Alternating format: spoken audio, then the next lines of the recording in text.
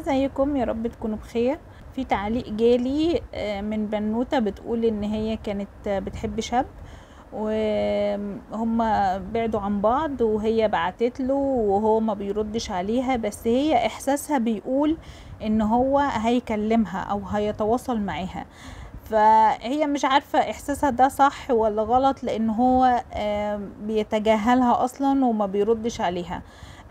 هو احساسك صح 100% ان هو هيتواصل معاكي وهيكلمك وكل حاجة، بس لو انتي عملتي حاجة معينة هو هيرجع لك تاني. لو ما عملتيش الحاجة دي هو مش هيرجع يكلمك تاني ابدا، ولا هتشوفيه ولا اي حاجة، والموضوع هيبقى بالنسبة لك عذاب وخلاص.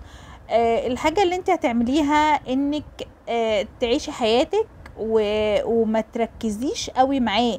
ما تركزيش هو راح هو جه هو بيعمل ترى هيكلمني ترى مش هيكلمني. تفضلي ماسكه الموبايل ومستنياه يكلمك، مستنياه يبعتلك رساله، مستنياه يقولك حاجه، مستنياه يقابلك، مستنياه يراقبك، مستنية تنزلي تحت بيتك تلاقيه واقف تحت بيتك. الكلام ده كله تنسيه خالص وتشيليه خالص من دماغك.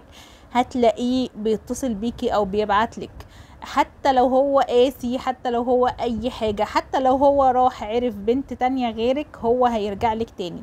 بس انتي اعملي الموضوع ده، يعني حاولي ان انتي تعيشي حياتك، ما تركزيش معاه، ما تحطيش كل تفكيرك فيه يا ترى هو هيكلمني دلوقتي يا ترى مش هيكلمني. الكلام ده هيبعدوا عنك.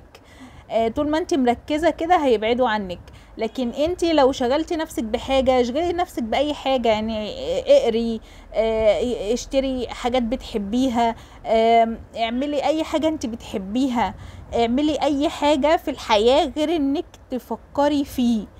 هتلاقيه من نفسه كده بيتصل بيكي، بيرن عليكي، بيبعتلك، لان دي حاجات كلها مجربة وحصلت. يعني انا مش بقول كلام كده وخلاص، صدقيني لما انتي تشيليه من تفكيرك وتطنشيه خالص هتلاقيه لوحده كده بيكلمك او بيبعتلك او بيقولك انتي فين، ازيك، عاملة ايه، بينكشك.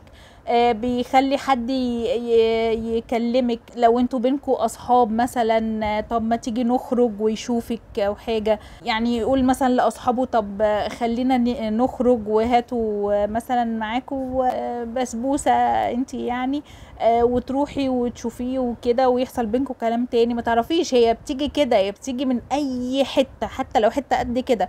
المهم تكوني مش بتفكري فيه وكل تركيزك عليه، ما تركزيش خالص عليه كأنه مش موجود. هتلاقيه هو من نفسه كده اتصل بيكي او اتواصل معاكي وهتشوفي. بس كده، ده كان فيديو النهارده، يا رب يكون عجبكم. لو شايفين ان هو ممكن يفيد حد اعملوا له شير، واشوفكم على خير ان شاء الله في فيديو جديد.